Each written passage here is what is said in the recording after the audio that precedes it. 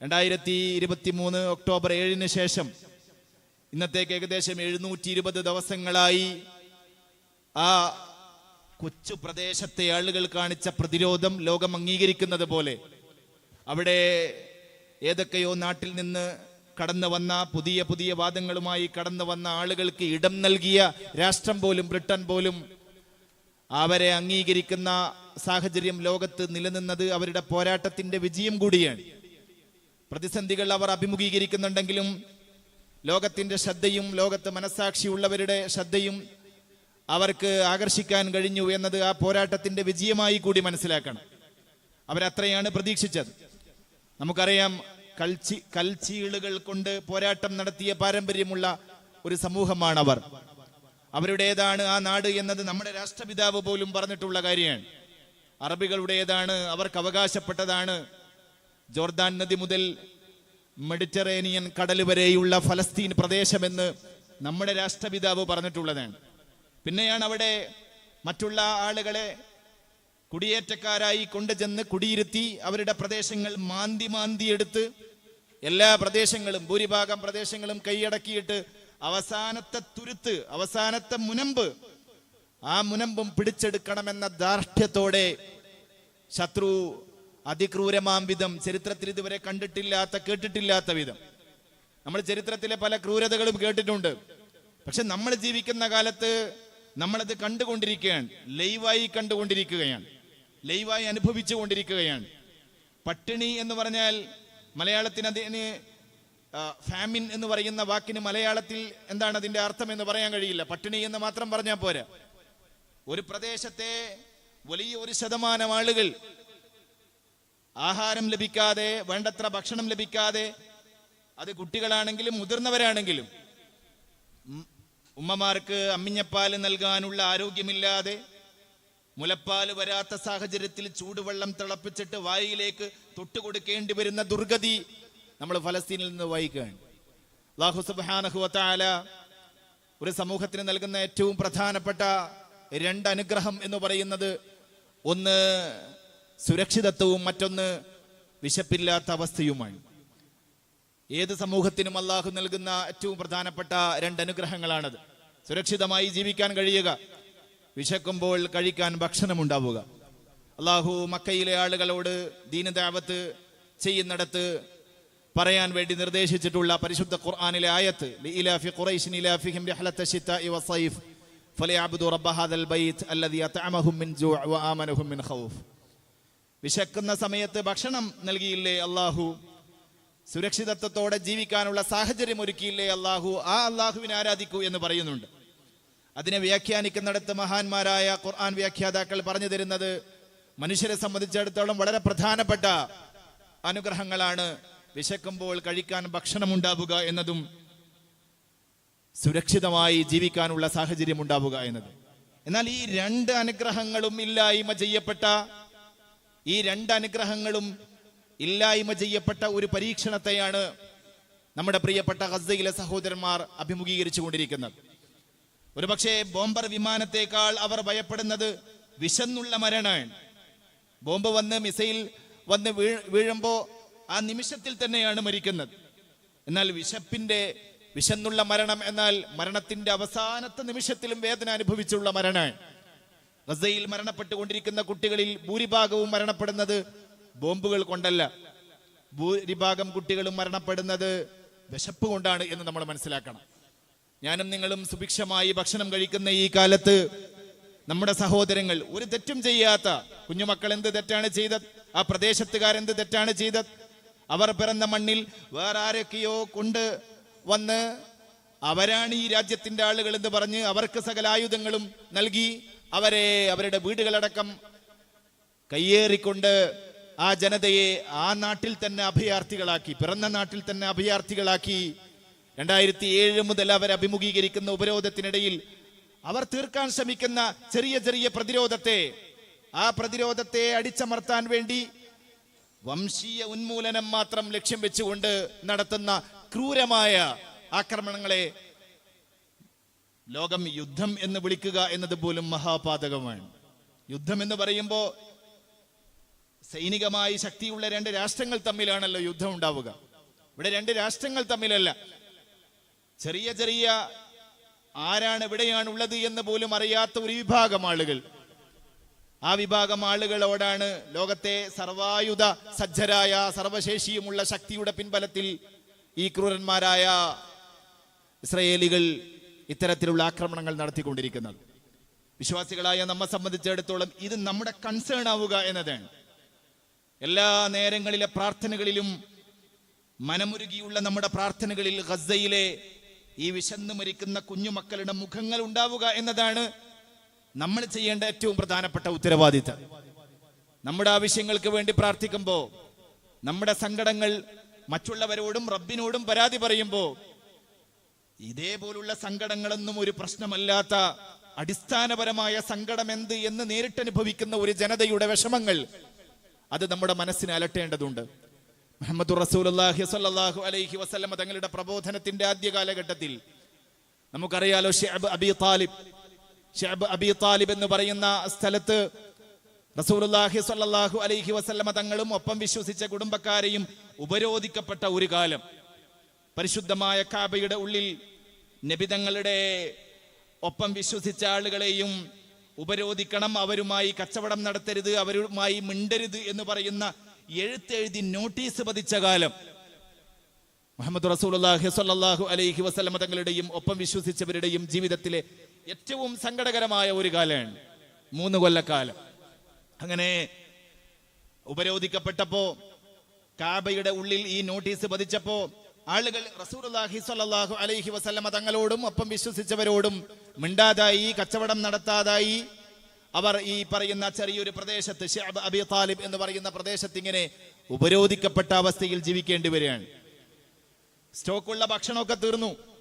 അപ്പോഴാണ് ഇസ്ലാം ആദ്യമായി വിശപ്പറിയുന്നത്, പട്ടിണി എന്താണെന്നറിയുന്നത്, ഫാമിൻ എന്ന് പറയുന്ന കാര്യം എന്താണെന്നറിയുന്നത്.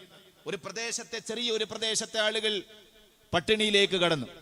സഅദ് ഇബ്നു അബി വഖാസ് റളിയല്ലാഹു അൻഹു അന്ന് അനുഭവിച്ച അവരുടെ പട്ടിണിയെ കുറിച്ച് പറയുന്ന ഒരു ഹദീസ് ഉണ്ട്. അദ്ദേഹം പറഞ്ഞു, ഞാൻ ഒരിക്കൽ മൂത്രമൊഴിക്കാൻ വേണ്ടിയിട്ട് പുറത്തേക്ക് വന്നു. അങ്ങനെ മൂത്രമൊഴിച്ചു കൊണ്ടിരിക്കുമ്പോ ഞാൻ മൂത്രമൊഴിക്കുന്നതിന്റെ അടിയിൽ ഒരു ചെറിയ ഒട്ടകത്തിന്റെ ഉണങ്ങിയ തൊലിക്കഷ്ണം കാണുകയാണ്. ഞാൻ മൂത്രമൊഴിക്കുന്നതിനടിയിൽ എന്റെ മൂത്രം തെറിച്ചു വീഴുന്നിടത്ത് ഒരു ചെറിയ ഒട്ടകത്തിന്റെ ഉണങ്ങിയ തൊലിക്കഷ്ണം കാണുകയാണ്. ഞാൻ ആ തൊലിക്കഷ്ണം മെല്ലെ എടുത്തു. മൂത്രം വീണ് മൂത്രം പുരണ്ട ആ ഉണങ്ങിയ ഒട്ടകത്തിന്റെ ചെറിയ തൊലിക്കഷ്ണം ഞാൻ എടുത്ത് ഞാനതിനെ കഴുകി വൃത്തിയാക്കിയിട്ട് ഞാനത് ഭക്ഷണമായി കഴിച്ചത് 3 ദിവസമാണ് എന്നാണ്. സഅദ് ഇബ്നു അബി വഖാസ് റളിയല്ലാഹു അൻഹു ശഅബ് അബി താലിബിലെ സങ്കടകരമായ വിശപ്പിന്റെ ആ കാലത്തെ വിശദീകരിക്കുന്നിടത്ത് അദ്ദേഹം പറയുന്നത്, അദ്ദേഹത്തിന്റെ വിശപ്പിന് 3 ദിവസം ആശ്വാസം നൽകിയത് ഈ പറയുന്ന മൂത്രം പുരണ്ട ഒട്ടകത്തിന്റെ ചെറിയ ഉണങ്ങിയ തൊലിക്കഷ്ണമാണ് അദ്ദേഹത്തിന്റെ വിശപ്പ് തീർത്തത് എന്ന് നമ്മൾ മനസ്സിലാക്കുമ്പോൾ, ഇസ്ലാമിന്റെ ആദ്യകാലം, മുഹമ്മദ് റസൂലുള്ളാഹി സ്വല്ലല്ലാഹു അലൈഹി വസല്ലം ഉള്ള കാലം, അവിടുത്തെ പ്രാർത്ഥനകളും ഉള്ള കാലം, ആ കാലത്ത് ഇസ്ലാം അഭിമുഖീകരിക്കേണ്ടി വന്ന സാഹചര്യമായിരുന്നു അത്.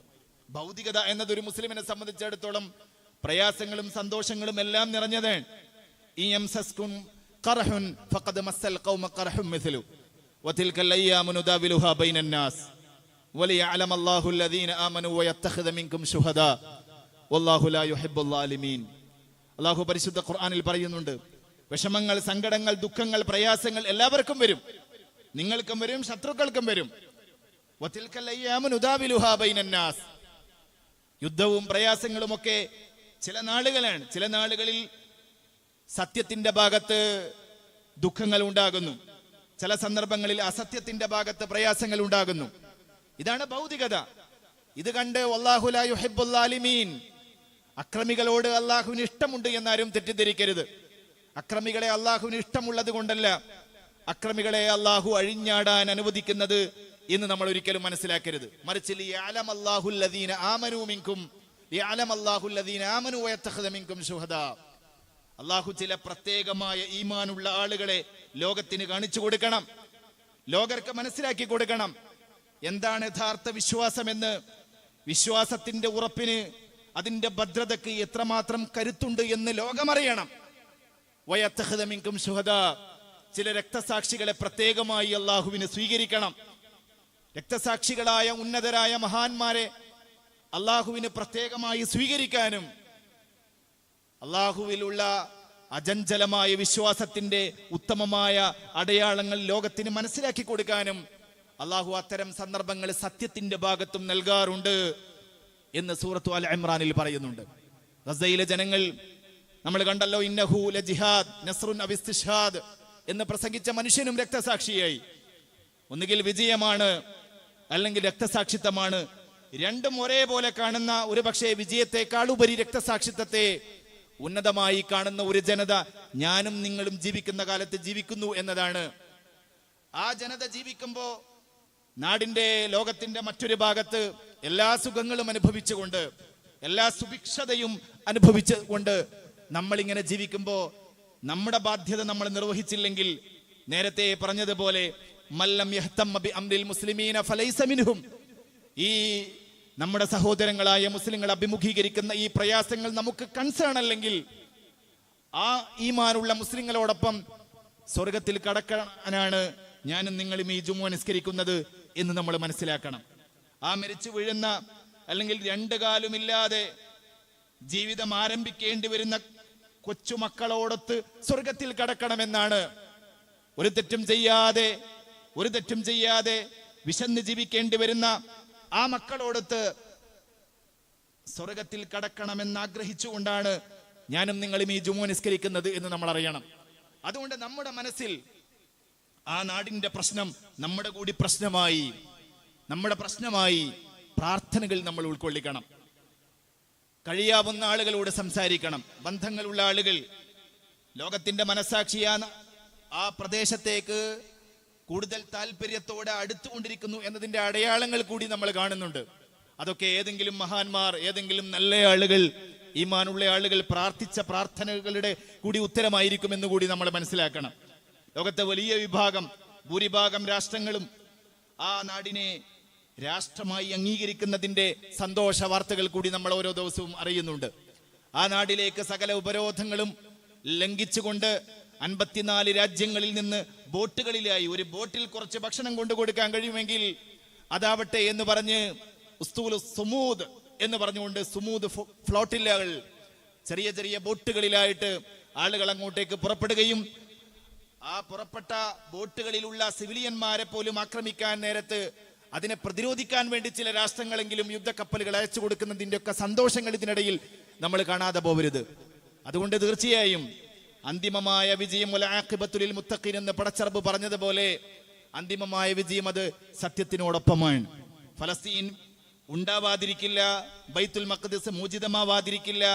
ഇതൊക്കെ മുഹമ്മദ് റസൂലുള്ളാഹി സ്വല്ലല്ലാഹു അലൈഹി വസല്ലം തങ്ങളുടെ പ്രവചനങ്ങളിലുള്ള മഹാസത്യമാണ്.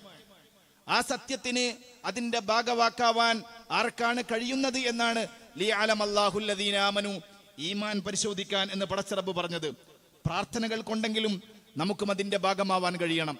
ഞാനും നിങ്ങളും ജീവിക്കുന്ന കാലത്ത് ബൈത്തുൽ മഖ്ദിസിന് വേണ്ടി ജീവിതവും രക്തവും കുടുംബക്കാരെയും എല്ലാം നൽകി പോരാടുന്ന ഒരു ജനത ഞാനും നിങ്ങളും ജീവിക്കുന്ന അതേ കാലത്ത് ലോകത്തിന്റെ ഒരു ഭാഗത്ത് ജീവിക്കുമ്പോൾ അവരോടൊപ്പം പ്രാർത്ഥനകൾ കൊണ്ടെങ്കിലും ഞങ്ങളൊപ്പം ഉണ്ടായിരുന്നു റബ്ബേ എന്ന് പറയാൻ അന്ത്യനാളിൽ കഴിയണമെങ്കിൽ ആത്മാർത്ഥമായ പ്രാർത്ഥനകൾ, എൻ്റെ പ്രിയപ്പെട്ടവരെ, ഓരോ നിസ്കാരത്തിന് ശേഷവും നമ്മുടെ മനസ്സിൽ ആത്മാർത്ഥമായി ഉണ്ടാവണം. നിസ്കാര ശേഷം മാത്രമല്ല, നമ്മൾ നിർവഹിക്കുന്ന പ്രാർത്ഥനകളിലും നമ്മൾ പ്രത്യേകമായി നിർവഹിക്കേണ്ട പ്രാർത്ഥനകളായി ഫലസ്തീന് വേണ്ടിയുള്ള പ്രാർത്ഥനകൾ ഉണ്ടാവണം. അതാണ് ഈ കാലഘട്ടത്തിൽ എന്നെയും നിങ്ങളെയും പോലെ നിസ്സഹായരായ ഒരു ജനതയ്ക്ക് ചെയ്യാൻ കഴിയുക. ശക്തിയോ കഴിവോ ഒന്നുമില്ലാത്ത, അധികാരങ്ങൾ ഏതുമില്ലാത്ത നമ്മെ സംബന്ധിച്ചിടത്തോളം ചെയ്യാൻ കഴിയുന്ന ഏറ്റവും പ്രധാനപ്പെട്ട ജിഹാദ് അത് പ്രാർത്ഥനയാണ്. മുഹമ്മദ് റസൂലുള്ളാഹി സ്വല്ലല്ലാഹു അലൈഹി വസല്ലം തങ്ങളും ഏറ്റവും കൂടുതൽ ഉപയോഗിച്ച ആയുധം പ്രാർത്ഥനയാണ്. അല്ലാഹുമ്മ ഇൻ തുഹ്ലിക ഹാദിഹിൽ ഇസാബത ഫലൻ തുഅബദ ഫിൽ അർള് എന്ന് നബി തങ്ങൾ പറയുന്നുണ്ട്. പടച്ചോനെ, ഇവരെ നശിപ്പിക്കല്ല, നിന്നെ ആരാധിക്കപ്പെടുന്ന ഒരു സമൂഹം ഈ നാട്ടിൽ ഉണ്ടാവില്ലല്ലോ ഇവരെ നശിപ്പിച്ചാൽ എന്ന് പറഞ്ഞുകൊണ്ട് തന്റെ തോളിൽ ഉണ്ടായിരുന്ന ഷാള് താഴോട്ട് വീണ് റസൂലുള്ളാഹി സ്വല്ലല്ലാഹു അലൈഹി വസല്ലം വികാരാധീനനായി പ്രാർത്ഥിച്ച പ്രാർത്ഥനയെ തുടർന്നാണ് ബദ്രിൽ ഇസ്ലാമിന് വിജയമുണ്ടായത്. 3 ഇരട്ടിയിലധികം വരുന്ന സർവായുധ സജ്ജരായ ശത്രുക്കൾക്കെതിരെ എന്ന് നമ്മൾ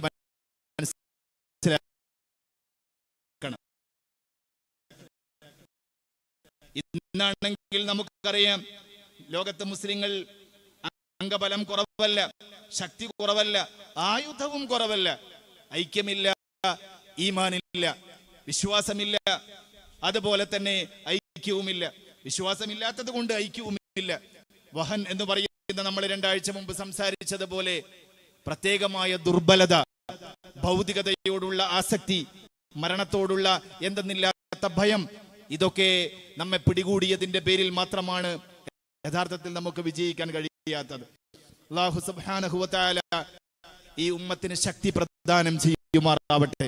അല്ലാഹു ആ ജനതയോടൊപ്പം നിന്ന് ആ പോരാട്ടത്തെ വിജയിപ്പിക്കാനുള്ള പ്രാർത്ഥനകളെങ്കിലും നിർവഹിക്കാനുള്ള മനസ്സും മനസ്സാക്ഷിയും അല്ലാഹു നമുക്കെല്ലാവർക്കും നൽകി അനുഗ്രഹിക്കുമാറാവട്ടെ. ലോകത്തെല്ലായിടത്തു നിന്നും അവർക്ക് വേണ്ടി ശബ്ദിക്കുന്ന ശബ്ദങ്ങൾക്ക് അല്ലാഹു ശക്തി പകരട്ടെ. അല്ലാഹു സുബ്ഹാനഹു വ തആല മുഹമ്മദുർ റസൂലുള്ളാഹി സ്വല്ലല്ലാഹു അലൈഹി വസല്ലം ശഅബ് അബി താലിബിൽ 3 കൊല്ലക്കാലം ഈ പ്രയാസങ്ങൾ, നേരത്തെ പറഞ്ഞതുപോലുള്ള പ്രയാസങ്ങൾ, പുന്നാര നബി തങ്ങളടക്കം ഇല പറിച്ച് ജീവിച്ച, ഇല പറിച്ച് ദിവസങ്ങൾ കഴിച്ചു കൂട്ടിയ, വിശപ്പടക്കിയ ശഅബ്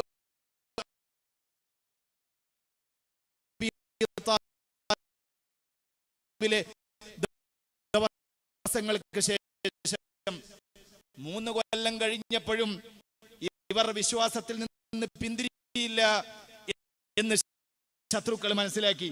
ഈ 3 കൊല്ലക്കാലത്തിനിടയിൽ ഒരാൾ പോലും അബീ ത്വാലിബിൽ നിന്ന് മുഹമ്മദ് റസൂലുള്ളാഹി സ്വല്ലല്ലാഹു അലൈഹി വസല്ലം തങ്ങളെ അവിശ്വസിച്ചുകൊണ്ട് ഞാൻ ഈ സംഘത്തിൽ നിന്ന് പുറപ്പെടുകയാണ്, ഞാൻ ഒഴിവാക്കി പോവുകയാണ്, ഞാൻ ശത്രുചേരിയിലേക്ക് പോവുകയാണെന്ന് പറഞ്ഞ് പോയിട്ടില്ല എന്ന് നമ്മൾ മനസ്സിലാക്കണം. പച്ചില കഴിച്ച്, അതുപോലെ തന്നെ ഒട്ടകത്തിന്റെ ഉണങ്ങിയ തൊലിക്കഷ്ണം തിന്ന് വിശപ്പ് തീർത്തപ്പോഴും അവരിൽ ആ പോരാട്ട വീര്യമോ വിശ്വാസമോ ചഞ്ചലമായില്ല എന്ന് നമ്മൾ മനസ്സിലാക്കണം. ആ 3 വർഷക്കാലത്തെ പ്രാർത്ഥനക്കും ആ പ്രതിരോധത്തിനും ആ ക്ഷമക്കും അല്ലാഹു നൽകിയ ഉത്തരം, ഈ ശത്രുക്കൾ ഇതിനേക്കാൾ ശക്തരായ ആ സമയത്ത് തന്നെയാണ് അല്ലാഹു ഉത്തരം നൽകിയത്. അല്ലാഹു സുബ്ഹാനഹു വ തആല ഈ കഅബയിൽ അവർ പതിച്ച നോട്ടീസ്, ആ നോട്ടീസ് ചെതല് തിന്ന് ആ നോട്ടീസ് തീർന്നു പോവുകയാണ്. ഇതിനെക്കുറിച്ച് റസൂലുള്ളാഹി സ്വല്ലല്ലാഹു അലൈഹി വസല്ലമ തങ്ങളോട് ജിബ്രീൽ അലൈഹിസ്സലാം വന്നിട്ട് പറയാണ്, അല്ലാഹു സുബ്ഹാനഹു വ തആല ചെറിയൊരു ജന്തുവിനെ അയച്ചിട്ട് ആ നോട്ടീസ് തിന്നു തീർത്തിട്ടുണ്ട് എന്ന സന്തോഷം അങ്ങേ അറിയിക്കുകയാണ് എന്ന്. 3 വർഷക്കാലത്തിന് ശേഷം റസൂലുള്ളാഹി സ്വല്ലല്ലാഹു അലൈഹി വസല്ലം ജിബ്രീൽ അലൈഹിസ്സലാം സന്തോഷത്തോടെ നബി തങ്ങൾ അബൂ താലിബിന്റെ അടുക്കൽ, അബൂ താലിബേ, അല്ലാഹു എനിക്ക് വഹി നൽകി കഅബയിൽ പതിഞ്ഞെന്ന് തീർത്തിട്ടുണ്ട് എന്ന സംഭവം അബൂ താലിബ് നബി തങ്ങളുടെ പിതൃ സഹോദരൻ കാരനായതിന്റെ പേരിൽ തന്നെ ഇരുന്നു. ഉടനെ അബൂ താലിബ് ശത്രുക്കളെ വിളിച്ചുകൊണ്ട് പറഞ്ഞേ, സഹോദരപുത്രൻ പറയുന്നത് തൂക്കിയ നോട്ടീസ്, അത് നോട്ടീസ് ചിതല് തിന്ന് തീർത്തിട്ടുണ്ട്, അല്ലാഹു പറഞ്ഞിട്ടുണ്ട്. സത്യമാണെങ്കിൽ നിങ്ങൾ ഏൽപ്പിക്കണം, നിങ്ങൾ ഈ ഉപരോധം അവസാനിപ്പിക്കണം. എങ്കിൽ അവനെ നിങ്ങൾക്ക് ഇഷ്ടമുള്ളതുപോലെ അവനെ വധിച്ചു കളയണമെങ്കിൽ ഞങ്ങൾ കുടുംബക്കാരുടെ യാതൊരു ഇല്ല എന്ന് അബൂ താലിബുണ്ട്. മുഹമ്മദ് റസൂലുള്ളാഹി വസല്ലം തങ്ങൾക്ക് ശഅബ് അബീ താലിബിലെ ജിബ്രീൽ അലൈഹിസ്സലാം വന്ന് പറഞ്ഞ വാക്കിനാണ് അവിശ്വസിക്കുന്നത്. കൊലക്കത്തിക്കീര് എനിക്ക് എന്റെ റബ്ബ് വഹി നിങ്ങൾ കഅബയുടെ ഉള്ളിൽ നിന്ന് തീർത്തിട്ടുണ്ടെന്ന ദിവുണ്ട് എന്ന് മുഹമ്മദ് റസൂലുള്ളാഹി വസല്ലം അബൂ താലിബ് എന്ന് പക്ഷി നിർത്തി പറഞ്ഞപ്പോ ഇത് മുഹമ്മദ് വെറുതെ കള പറഞ്ഞ് അയാളെ വധിച്ചയുടെ സന്തോഷാരവം മുഴക്കി വാതിൽ തുറന്ന് ഈ നോക്കിയപ്പോ അല്ലാഹ് എന്ന് പറഞ്ഞു. അള്ളാഹുവിനെ അവരും അള്ളാഹുവിന് പുറമേ ആരാധിച്ചിരുന്നു എന്നതാണല്ലോ അവരുടെ നോട്ടീസിലും. അവർ അള്ളാഹു ആ പേര് മാത്രം നഷ്ടപ്പെടാനുള്ള മുഴുവൻ ഭാഗങ്ങളും ചിതലെതുന്നു. അബൂ താലിബ് അത്ഭുതങ്ങൾ മുഴുവൻ അത്ഭുതപ്പെടുകയാണ്. അബീ താലിബിലുള്ള ഉപരോധം മനസ്സിലാക്കണം. ഇസ്ലാമിൽ ഒരു ചെറിയ പ്രദേശത്ത്, ഒരു നാട്ടിലെ ചെറിയ പ്രദേശത്ത് ശഅബിൽ ചിതലുകളെ ഇറക്കിയിട്ട് അല്ലാഹു സുബ്ഹാനഹു വ തആല ഈ ഉമ്മത്തിന് കാവൽ നിന്നിട്ടുണ്ടെങ്കിൽ പ്രാർത്ഥനകൾക്ക് ഉത്തരം ലഭിക്കാതിരിക്കില്ല എന്ന പ്രതീക്ഷ എന്റെ പ്രിയപ്പെട്ടവരെ നമ്മുടെ ഉള്ളിൽ ഉണ്ടാവണം. അതുകൊണ്ട് ആത്മാർത്ഥമായ പ്രാർത്ഥനകളുടേതാണ് ഇനി അങ്ങോട്ടുള്ള ഓരോ നിമിഷങ്ങളും ഓരോ നാളുകളും. ഇൻഷാ അല്ലാഹ് ജുമുഅ നിസ്കാരത്തിന് ശേഷം ഫാത്തിഹയും ഇഖ്ലാസും അവിദത്തീനി മോദി നമുക്ക് പ്രാർത്ഥിക്കണം. ഞായറാഴ്ച അസ്തമിച്ച തിങ്കളാഴ്ച രാവ് നടക്കുന്ന വലിയ ജുമുഅത്ത് പള്ളിയിലെ നമ്മുടെ നാട്ടുകാരെല്ലാവരും സംഗമിച്ചിട്ടുള്ള അന്ന് അബ്ദുൽ ബാരി ഉസ്താദ്, നമ്മുടെ ജില്ലയിലെ വളരെ പ്രധാനപ്പെട്ട ഒരു പണ്ഡിതൻ കൂടിയാണ് അബ്ദുൽ ബാരി ഉസ്താദ്. അദ്ദേഹത്തിന്റെ സൂഫിയായ പണ്ഡിതനാണ്. അദ്ദേഹത്തിന്റെ നേതൃത്വത്തിൽ നടക്കുന്ന പ്രസ്തുത പ്രാർത്ഥനാ ചടങ്ങിലേക്ക് കമ്മിറ്റിക്ക് വേണ്ടി നിങ്ങൾ എല്ലാവരെയും ക്ഷണിച്ചുകൊണ്ട് അല്ലാഹു സുബ്ഹാനഹു വ തആല പ്രാർത്ഥനകൾ കൊണ്ട് കൂടെ നിന്ന് നമ്മുടെ ഉത്തരവാദിത്തം നിർവഹിക്കാൻ അല്ലാഹു നമുക്ക് തൗഫീഖ് പ്രദാനം ചെയ്യുമാറാവട്ടെ എന്ന് ദുആ ചെയ്തുകൊണ്ട് എൻ്റെ വാക്കുകൾ അവസാനിപ്പിക്കുന്നു. വാഖിറു ദഅവാന